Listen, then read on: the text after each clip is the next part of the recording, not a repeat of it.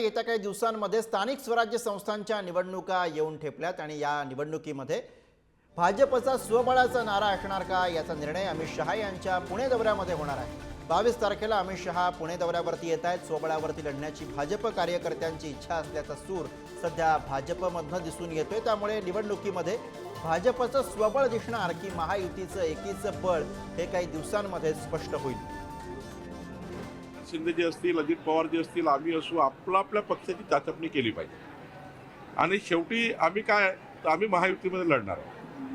आमची महायुती ही अत्यंत मजबूत आहे। त्यामुळे आपापला पक्ष वाढवणे, आपापल्या पक्षाला जिथे इथे स्पेस आहे ती स्पेस घेणे, शेवटी आमचा सर्वांचा एकनाथजी असतील, अजितदादा असू, आम्ही असू, महाराष्ट्र सरकारचा सर्व योजना समाजापर्यंत जाण्याकरता आम्ही काम करतो। स्थानिक लेवलवर जर आपण विचार केला, त्यांचं जर मत पुन्हा घेत बसलो तर प्रत्येक ज्याला निवडणूक लढायची आहे तो म्हणतो सुटली, तो म्हणतो युती पाहिजे, नाही सुटली तो म्हणतो युती नको, आपली ताकद आहे।